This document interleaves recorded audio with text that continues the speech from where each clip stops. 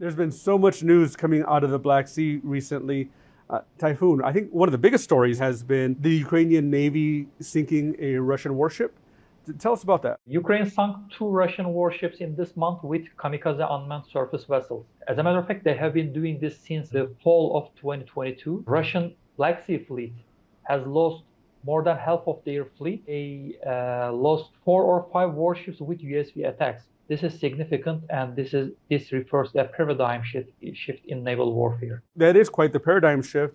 I think in land warfare, we've been seeing a lot of aerial drones, right? Somebody, with a DJI and they rig a grenade or something, and protecting against that has been very difficult. And it seems like a lot of attention has been on that. Has there been enough attention on countering unmanned surface naval drones? Yeah, Russian fleet couldn't develop a solid countermeasures against these drones so far. They are not safe even at their mother bases. As a matter of fact, countering such a threat is difficult for any naval ship, and even the strongest ones, because these vessels are very small and swift, and detecting them are difficult, especially at severe sea conditions, because they have very small radar cross-section, and these drones carry more than 300 kilograms of explosive, which is enough to neutralize or sink a warship. The ships must be on watch for 24 hours to counter such a threat, because they have to detect them far enough to show enough countermeasures. And when these drones are in a swarm formation, like a drone squadron, it's even more dangerous.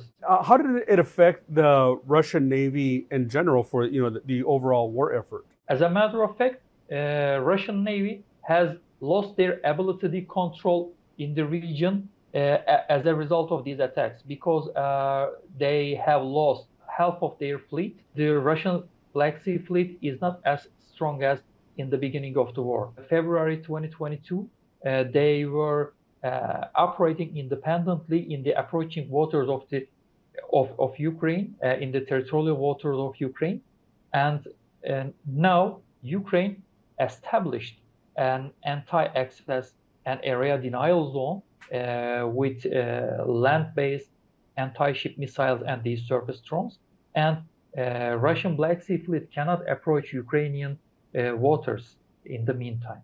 That's an unnerving threat to have an unmanned surface vessel come at your ship potentially, but also a more classic threat in the Black Sea has been underwater mines. And I understand there's been an agreement within 3 countries to kind of help that overall threat or that overall danger in the Black Sea. Can you explain that one to us? The sea mine threat has emerged in March 2022, just 1 month after the Ukraine war started. After that, many sea mines were detected at the shoreline of Odessa, Romania, Bulgaria, and even Turkey. Some mines exploded on the coast, others were safely neutralized, and unfortunately, some of that drifting mines hit merchant and naval vessels. That's why 3 Black Sea states started the mine countermeasures initiative in the Black Sea. Indeed, this was a vital necessity to make Black Sea safe for the ships and sustain the logistic flow in the region. If this danger is not eliminated, the cost of the ships, the cost of transportation, such as insurance, will increase, and it would affect the prices of all products. So we shouldn't consider this as a regional issue, because it impacts other regions as well. If I may, you were a Turkish naval officer. How scary is mines and all these threats that you can't actually see when you're traversing, or going underway in a sea? As a matter of fact, sea mines are very dangerous for any ship, because they cannot discriminate the targets. And when you deploy a sea mine, it is a threat for anyone, for your friendly forces and your enemies. And in this case, the most challenging part is these mines are not fixed. They are drifting on the water. And it's claiming that these mines previously placed in an area, but they have broken off their chains and started drifting independently at sea. So we cannot know when or where they may strike a vessel. You mentioned that some of these mines drift. In my mind, I'm from the desert, like a tumbleweed. That seems absolutely terrifying.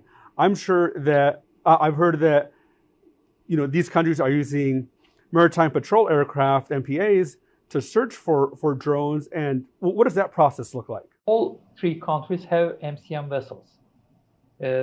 Turkish Navy has one of the largest MCM fleet in the region, and it has mine hunters and EOD teams and unmanned underwater vehicles. And Romania and Bulgaria has some MCM ships as well. The Turkish Navy is using unmanned aerial vehicles to detect sea mines, and they fitted a synthetic aperture radar on that drones to detect sea mines, because detecting sea mines is like looking for a needle in a haystack. So it's very difficult, and it's very difficult to detect with electro-optic sensors. So you need something special, something specific to detect such very tiny objects on a wide sea. Thank you so much for coming on the show today. Thank you very much, Daniel. It was my pleasure. Thanks for the invitation.